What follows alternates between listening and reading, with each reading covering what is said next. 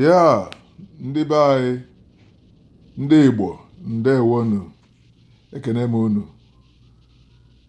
Igbo ndị ọma, nke onye asị m nke onye chiri si nyazelu si werekwana ya sọọlị ya, nke onye si wee sọọlị ya si were ya sọọlị ya.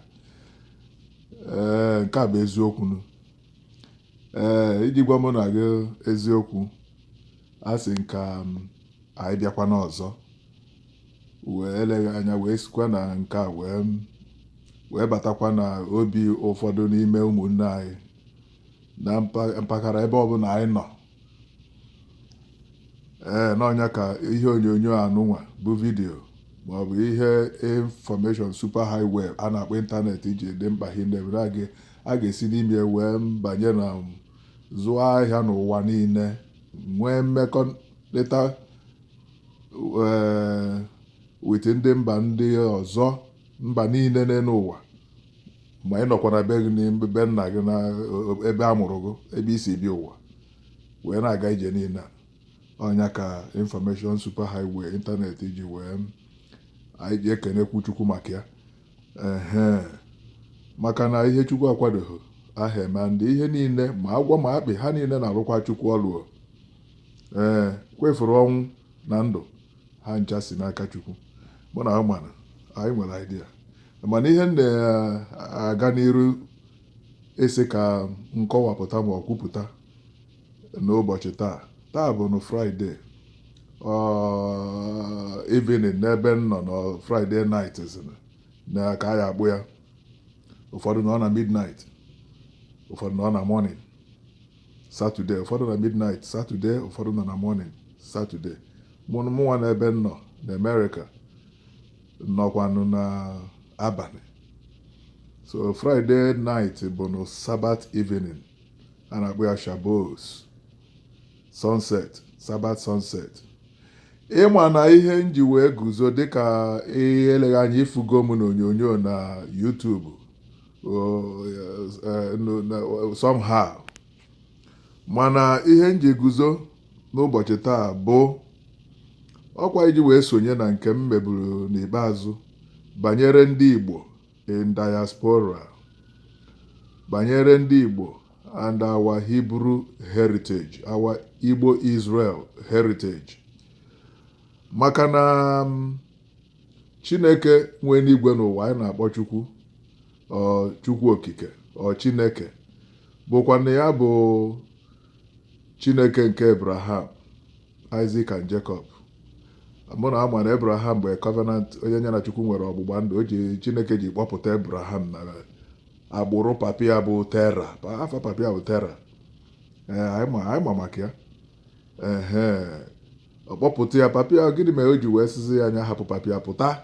Ọka etu a ka Chukwu si abịa n'ezinụlọ kpọrọ onye oyi eji wee asị na ọfọ mara onye oyi eji mere isi, onye Chukwu ewee nye onye ahụ ọtọriti, nyanwa bụ Chukwu.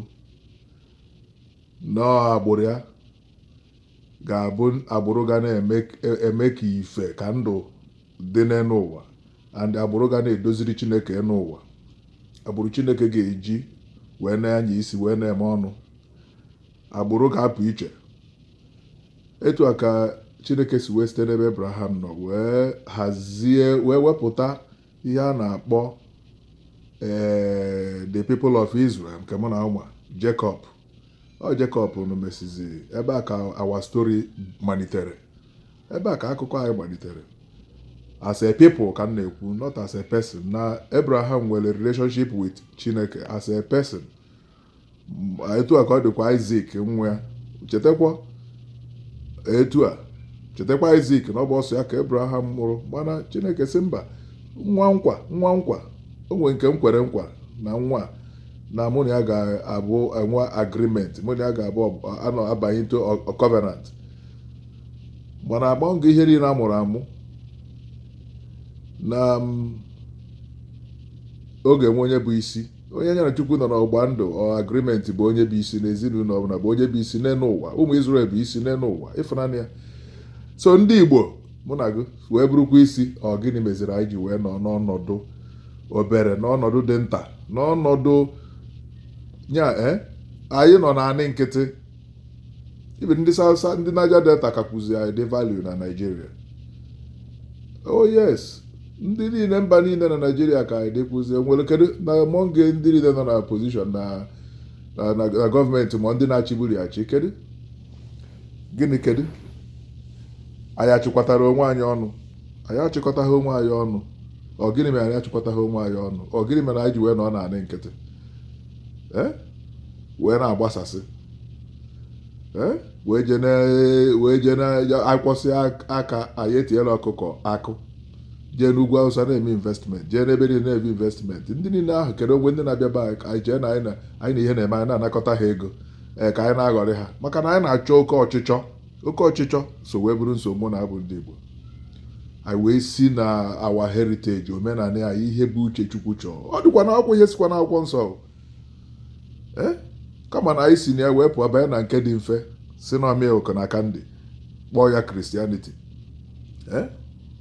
wee werizie nwa ntọntọ gospel Jizọs wee na-aga hapụzie the full gospel nke omenala anyị so wee bata. Ndị omenala ya bụ na Old Testament ebe ọ ga-abịa inebanye anyị wee fụ so na ịfụ na nna aga n'iru na ohere adịghị iji wee kọwapụta ihe dị iche iche dịka mmụọ na-edu. Etu a ka mmụọ onwe si hapụ onwe ya were m mee ihe sọrọ ya n'oge a. So na inepụ anya n'ihe banyere mụ na gị bụ ụmụ Igbo n'ọnọdụ anyị n'elu ụwa niile, ọkwa anyị na-ekwusa okwu na anyị bụ ụmụ Israel, na anyị bụ nọmba 1 n'Afrịka, na anyị nwabụrụ last hope, ka enye anyị Biafra, ka eme nke a. Well, eziokwu ka ọ bụrụ, mana ka nke m na-ekwu wee bụrụkwazie eziokwu. Mana ihe niile ga-eme ka ihe niile anyị na-ekwu ọ ihe a na-ekwu maka anyị bịa na mmezu na ndị Igbo bụ the last hope for black man's industrialization na West Africa or Africa. Ọnụ na mụ na uche ya taa azụ back to our covenant maka na anyị so na agbụrụ ụmụ Jacob, agbụrụ ụmụ Israel. Jacob bụ Israel and Israel were people. The people a na-ekwu okwu include all the nations of the earth.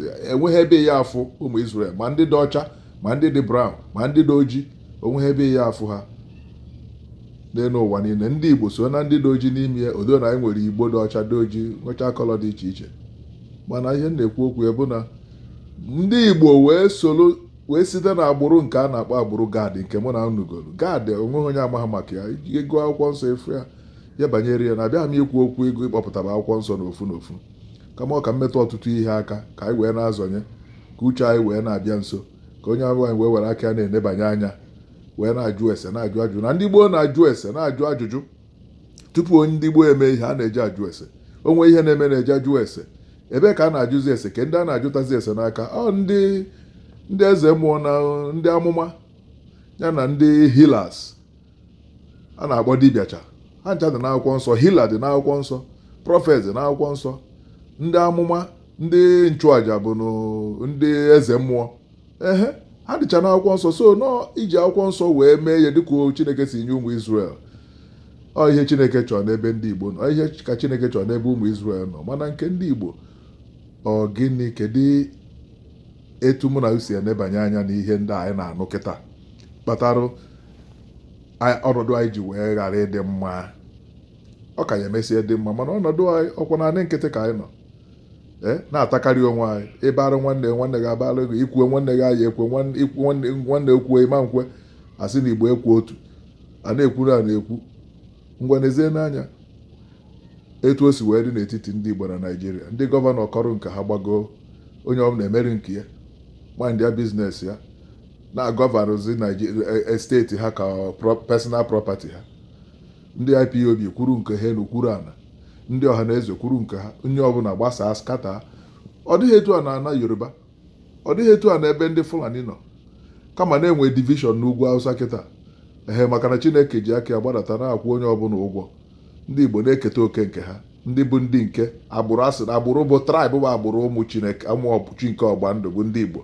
Other tribes dị na Nigeria ụmụ Chineke kwa, mana Chukwu nyere ha their own kingdom dịka Ishmael, dịka Ịsọ. Ịgụ akwụkwọ nsọ efu onye ọbụla nwere kingdom nke ya. Ịsọ bụ n'ike ka ọ na-eri, by force ka ọ na-enweta ihe ọ chọrọ. the same thing Ishmael ndị Ishmael ọ bụzi nwa ha ga-amụrụ ya ha gabụnụ from Egypt ndị Muslims. And then enwekwaziri ha na religion enwe ndị dịkwa ka ha na Christian enwe ndị ka ha na Israel enwe ndị ha because na agwa ka a na-ekwu okwu ya omume mụ na ka a na-ekwu okwu ya. So n'ime ihe niile enwere ụmụ Chineke na ala Igbo enwere ụmụ Chineke na amin ọ bụ na ndị Igbo bụ the covenant ones na Nigeria mana enwe the remnants ọ dị ndị Chukwu chuzukwa abụkwa the covenant ones na South na Midwest na Niger Delta na Middle Belt na Yoruba land or Western Nigeria even na North even among the Fulani ị ga-enwe ndị Chineke ọ ya kpata ịbịa n'etiti ha efu ndị bụ Christians. The beginning Christianity bụ the basic covenant. Nwa ọfụ amụbata n'ime Kraịst o wee bido wee ṅụwa milk were nwayọ ọnya Christianity. Ọ bụrụ na ha dị nwere na ha toro eto na mmụọ ma ọ bụ na ha jide full gospel mba mana ha so kama na ụmụazị anaghị ka a na-ekwu ka anyị niile gbagonite n'ime ihe Chukwu kwuru n'ọnụ ya ihe niile Chineke kwuru n'ọnụ ya. So ọnya bụ ihe na-ese okwu and ndị Igbo ọnya bụ problem anyị. Ụfọdụ n'ime anyị nachighị anyị ikpere arụsị our forefathers their parents ikpere taa omenala dị iche iche edegede n'akwụkwọ nsọ abụghị ichebu omenala ụmụ Israel abụghị ihe Chineke chọọ ma n'usoro Chukwu si echu ya. Ụfọdụ enwedị nke ha nọ ya nụ ma n'elu ma n'ala ụfọdụ bụrụzie ihe a na-afụ anya ka ha na-efe ụfọdụ n'ọzịa na ụzọ dị iche iche were Christianity Bible ma na-ezu ohi ma na-akwa iko na-eme mpụ. So ha ncha n'ime ọnọdụ a ebe ị bụ nwa ọgba ndụ Chineke ịfọ na nsogbu dịrị gị maka na onye bụ nwa ọgba ndụ Chineke enweghị ebe o ji azụ eje na ọ na-emetụ ihe niile alụrụ inye n'anya Chineke aka. So na ndị Igbo unu bụ ụmụ ọgba ndụ Chineke and nwa ọgba ndụ Chineke ọ ya eji aka wee tie igwe na ọ bụrụ na ọ zaghị Chineke oku na ọ bụrụ na o dobeghị ihe ndebe Chineke nwere ihe ndebe ihe o kpere n'ikpe na ezi omume. Chineke nwere ụkpụrụ na ikpe n'iwu ya ọnya ka eji esi na ọfọ nwa mmadụ na gịnị bụ ọfọ bụkwa eziokwu. Gịnị bụ eziokwu? Ọkwa iwu Chukwu bụ eziokwu. Ihe bụ ezi omenanya Chukwu bụ eziokwu. Ihe ọ na-abụ nke bụ ezi omenanya bụ eziokwu mba ihe bụ ezi omume. So ụmụnne m ya bụ nsogbu Igbo mana Chineke na-abịa ịhaziri anyị ọnọdụ ndị ya adịghị ga-adị mana ọ bụrụkwa ma okwu ya ọ ga-achị anyị ka o si chọọ ọ ga-achị. O kwuru ya n'akwụkwọ nsọ okwu ya aghaghị ịchị kama okwu ya ama nche mụ na gị n'igwe n'ụwa gabiga o kpochapụ na ihe niile even mee okwute efebi ya ofufe. So n'ihe na-agwa mụ na ha bụ nya ka m ji asụ ya n'onu Igbo na ozi a dịrị ndị Igbo. The purpose of this video bụkwanụ iji wee regada or return kpọchighata azụ ma nabatakwa ụmụnne anyị ndị dị willing n'ime onye nwe n'igwe n'ụwa bụ Chineke nke Abraham, Isaac and Jacob. Ịbata n'ime ya bụ ịbata n'ụnụ ya ịbata n'ụnụ ya bụ ịbata n'okwu okwuru ọnya bụ chọọchị nke ya okwu okwuru bụ chọọchị nke ya. So ebe ọ bụla ịbata ọ bụrụ na ọ bụghị okwu onye nwe anyị ka a na-eme asị gị n'ụka ka a bịara ịka gịnị ka a na-abịa ịka?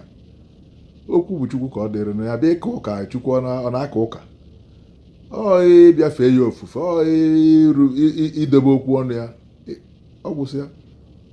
So n'ihe a na-ekwu okwu ya bụ ime ihe Chineke kwuru ka a na-ekwu okwu ya and ọha na-ese okwu and oge adị ọzọ ọha kpata iwu eji dị ọkụ. So n'ihe anyị na-ekwu okwu ya bụ na ndị Igbo anyị nya the topic or the purpose of this video bụ ihe banyere return Igbos back to their Hebrew Israel heritage.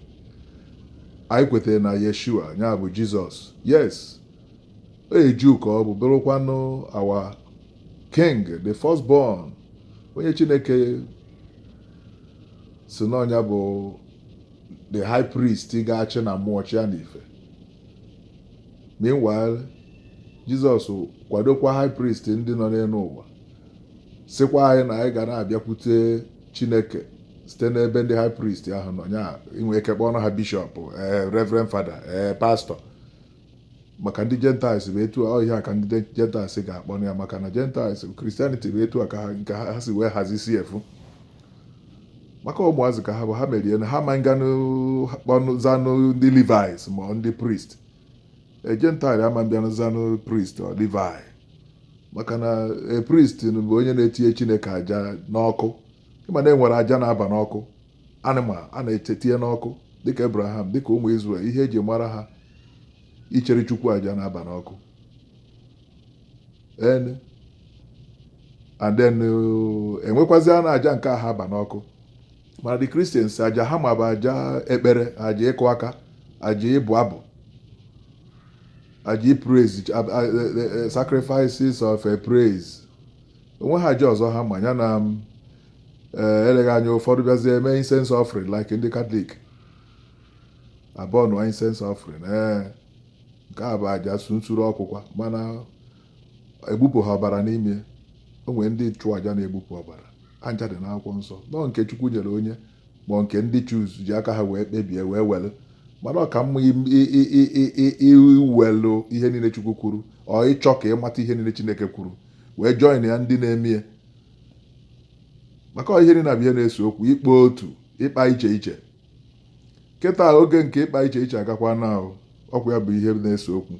Chineke nwee n'igwe n'ụwa, oku ọ na-akpọ since abanyere year 2000, ọkwa 2020 ka nọ ya, it's 20 years.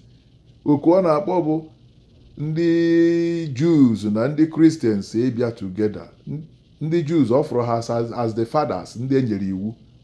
Ọ ha bụ ndị committee, Chineke committee his own great oracle, ọgba ndụ ya. All the Jews.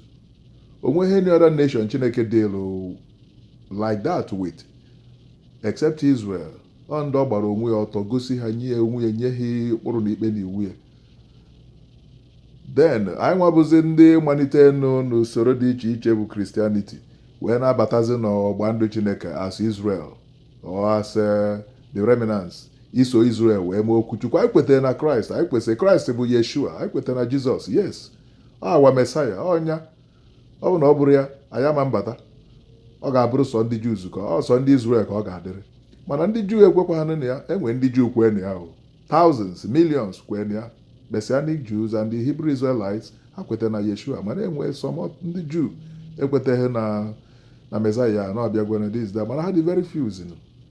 And ọ ka Chineke si echu ya ka ha were sọsọ okwu ọnụ ya, commandment. Ihe dị mkpa bụ okwu Chukwu kwuru, commandments ya, Torah, iwu, ka ha jide ya aka. Na Chineke na-ekwu ọkwa enyere ngwa unu ji iwu debe na iwu na mmeji ekpe unu ikpe. Mana ndị Christians menyeghị iwu wee luo mgbe ha ga-enweta iwu niile ahụ, nka ya eji nke ahụ ha na-eme dị na conscience ha wee kpe ha ikpe.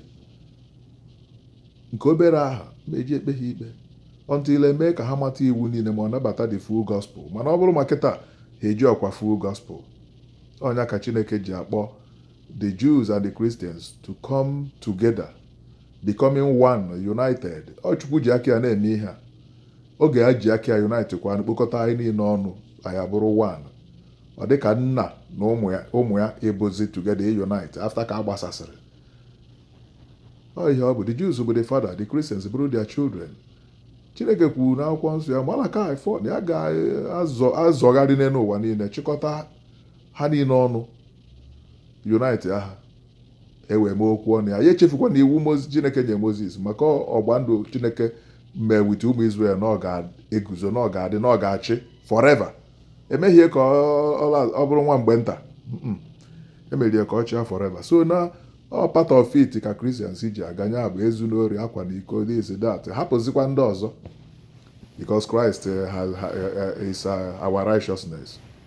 Our righteousness n'ihe ndị anyị akpachaghị anya mee, ọ bụghị n'ihe ndị anyị kpacha anya mee, ọ bụghị mgbe anyị maara eziokwu anyị akpachara nnọọ anya jee binye aka na nsị ma jee banye n'ụzọ ụgha. Mgbe anyị mara na Chukwu si anyị dobe ihe a, ya emere nke anyị mee nke anyị je kpachara aje mee nke Chukwu si anyị, mba na Christ abụkwa righteousness na nke a. We did that intentionally, not unintentionally, and there's consequences. So ọnya ka ife anyị fụ na afọ ihe anyị na-asọfalụ, ihe ndị a ka anyị na-asọfa na-enye anyị nsogbu. Anyị wee jegide ije wee lue na mgbe anyị nọzi n'ala. And ka ịma na ọnọdụ a, Chukwu bịa, ọ na-empower our enemy, ọ na-empower your own enemy.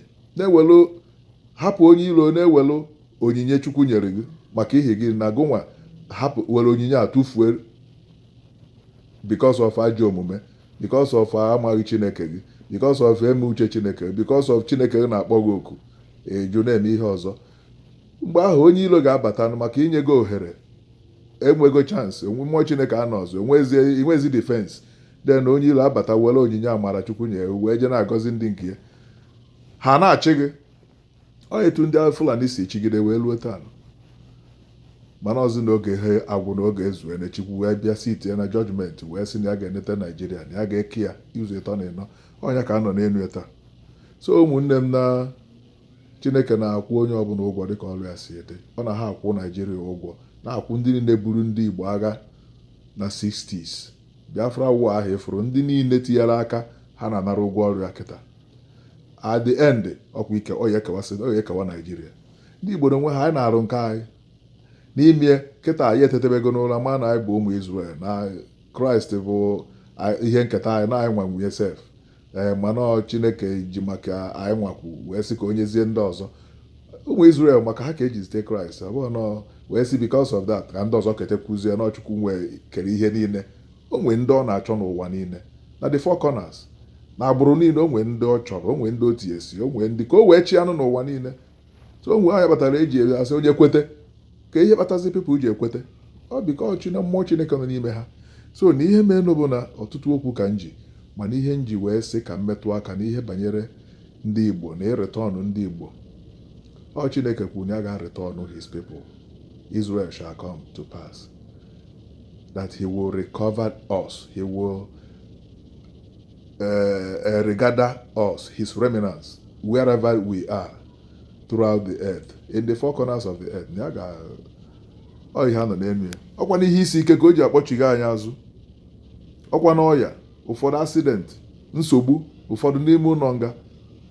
Anyị ewekwu eziokwu ọnọdụ a ka Chineke ji wee ekwuru n'oge site na ya, mana wee kpọpụta m na o nwee ndị aya agụpụta na mmiri dịka azụ, maka mmiri, ụwa bụ mmiri. O nwee ndị anyị nwa nọ n'ime ya, ọnya ka eji esi marine spirit agbara mmiri na-enye pepụl nsogbu. Ụwa bụ mmiri. I now struggle and I need the rest. Jesus say I come unto him. Ndị niile bụ ndị need the rest. Anyị aghọtachaghị ya. Ihe anyị furu bụ eziokwu, mana nsogbu bụ na anyị bịa nọdụzie ka anyị ṅụba milk, ka anyị lachaba kandi, si na ụka ka anyị na-eje. Anyị na-anarụzi ozi ọma nke anyị dị comfortable with, nke suturu anyị, nke anyị achọghịdịrị inye anyị nsogbu. Ọ bụghịzi ime okwu Chukwu. Ịmakwa ya na-ekwu okwu, ọ ime okwu ọnụ Chukwu, ime ihe o kwuru si. Ọ dị izi ime ihe o kwuru, ọnya ka ihe Chineke chọrọ. Ọ chọrọ ka anyị maa jigijigi n'okwu o kwuru, mee ihe o kwuru. Ọ bụghị ka o si masị anyị, ọ bụghị ka ọnya bụ nsogbu na anyị marịchasịa wee na-emetụ o si masị anyị, o were anyị tinye n'uche a jụrụ ajụ na ya emepụnụ. So n'ọnya bụ nsogbu. So ndị Igbo, Chineke na-akpọ mụ na gị, na-akpọsi anyị ike. Anyị na ha anatakwa, na-anachiatakwa, Chineke na-anabatakwa anyị, ka anyị jisie n'ike, maka na ọ ga-azọpụta anyị and ọ ga-enye anyị obodo anyị, maka na wee kewasịa, ọpọnichisie Naijiria, otisi Naijiria ụtarị, o wee kewasịzie ya. Ihe efuru na-eme na nọt, ihe efuru na-eme n'iche na ọ ụtarị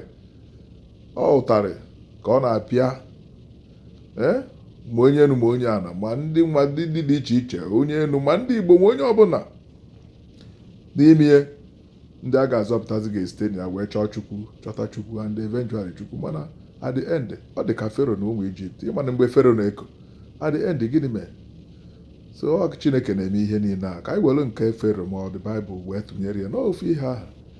So na ụmụnne m, nke a bụ nwa ozi nji wee bịa na this Sabbath night. Ọ makpuru m ime nnọọ nsị ka m were nwa wee hapụ ụfọdụ okwu nke ga-enyere m na aka. Eleghị anya okwu a ga-aga ebe dị anya wee rutekwuzie na ntị gị nwa na-ene m anya. Ya na ihe menụ bụ na ndị Igbo, unu nepụ anya, unu afụgie fụ ihe na-eme n'ụwa niile, anyị ejepụkwugo. Ihe fọzienụ dị mkpa bụ ka anyị welụzie nwayọọ wee neruo anya anyị were nwayọọ na oke ọchịchọ ajọ ka gịnị dịka anyị na-achọrọ ya oke ọchịchọ mmadụ na ga-adịzikwa 70 years na-achọchasịa ihe a ya eruzikwa 70 mgbe e merụ mpụ mee alụ tinyesi aka n'ụzọ dị iche iche iche na mụ na ya ga-adị ndụ wee rinyaba ego anyị ama ndịkwa ndụ wee rinyaba ego and ka o si dị gị ka esi maa na ụmụ gị ndị na-akpadoro ego alụrụ no 4 story building 10 na investment nka na ha ya kọntrol ya dịka ụmụ Ekene maọbụ ụmụ Ifesinachi ndị niile ka o si dị unu nke maka ife ọka ọdụ Papa Ojukwu was rich Ọdụmegwu Ojukwu rich ngwa n'elu papa anwụọna Ojukwu anwụọna ngwa ụmụ ya nwa kedụzi ka esi eme before you know it ọ bụ na ọ bụghị ọgba ndụ Chineke a ezinụlọ ha ya emesi ego mkpọmkpọ ebe ọ bụ na ọ bụrụ ọgba ndụ a ọ bụ na ha enweghị onye Chukwu mere amara wee kpọbata n'ọgba ndụ Chineke wee site n'ebe a wee tọzie ntọna na agbụrụ Ojukwuzi ndị ga na-abịa n'ebube na-ana n'ebube kings dịka ụmụ Israel so n'ọnya bụ problem anyị nwere anyị na-eji okwu ọnụ anyị na-ele onwe anyị bụ ndị Igbo pride anyị wee bụrụ nsogbu okwu ọnụ anyị bịa ya ekwuo ma nke anyị eme ma nke anyị eme ma nke anyị ka ya eme ekwutọpụ ka ezi efe ọnụ ihe niile abụkwa na alụsị mmụọ ọjọọ na-ebu mụ na gị agha ọ bụghị etu o si kwesị enwe ha na-akpọnụ n'ụlọ plan na enwe ha na-akpọnụ logistics enwere diplomacy enwere tactics enwere etu esi eme ihe mana ọ bịazọ dịka anyị adịkwuzi selfish onye ọbụla na-ekparị na-eje nke onye ọbụla na-ekwu onwezi onye chọrọ ịdị humble ka ibie wee ritekwu nwanne ya nwoke ma nwanne ya nwaanyị n'uru onye ọbụla dị nọ proud na-eje maazị na mụ na onye exalt onwe ya Chineke ebutuo ya so na mụ na na-abụ ga-eneru anya maka aka na-asị Chineke meere anyị amara ka ihe bụ na ndị be anyị ama mfe ụzọ ndị ọha na eze ama mfe ụzọ ndị Igbo gọvanọs ama mfe ụzọ fụ ihe na-emenụ ebee ka ha na-achụdo ego ha na-ebeke investment ha makwa na ha ya ata ọfụ ha makwa na nsogbu na-abịa na onweghị no way no escape route for any unjust living or evil deed and we are going to be judged by our deeds omume mụ na gị na-abụ onweghị shortcut ịnara ya kịta ịnara ya echi ịnaghị ya echi ịnara ya na nka ịnaghị ya na nka ịnara ya after death and then those riches will never do your children good because dishonest wealth ohi isi na window wee jee weta ya isi n'ọnụ ụzọ so na ka ọra ka ọ dị n'ọnụ na ife dị n'ime chọrọ ịpụta ife karịa akarị mana ka ọ dị otu a eleghị anya nke ọbụla bụ okwu dị mkpa nkwutere barịgị na akọ na uche na ntị jidesie ya ike Chineke na-akpọ mụ na gị oku as ụmụ Israel ọ na-akpọ anyị oku as a people anyị nwere ụmụnne n'obodo dị iche iche na among the tribe niile dị na Nigeria bụkwa ụmụ ọgba ndụ Chukwu kpọkwa na ha ga-esogbu okwu ọnụ ya Christianity but then nke anyị ma but then Christianity nke na-eme okwu Chukwu ka anyị ga-abụ Christ like ọ bụghị Christianity nke ndị Rome ọ bụghị nke ndị Britain ọ bụghị nke ndị America nke ahụ eme okwu Chukwu ihe a dị after ya bụ si kwado ihe ọjọọ onye ọbụla mebe ihe a dị after ya bụ anyway ka ọ dị ka m rapụkene mụ na na-agba na ka a ghara isi na nke m na-ekwubie n'ọzọ maka na ọtụtụ ndị nọ n'ụzọ dị iche iche abụọ ọzọ dịrị ụzọ Baịbụl mana ha na-eme ozi omume mana ezi omume a bụ ezi omume nke mmadụ ọ nkịrịnka akwa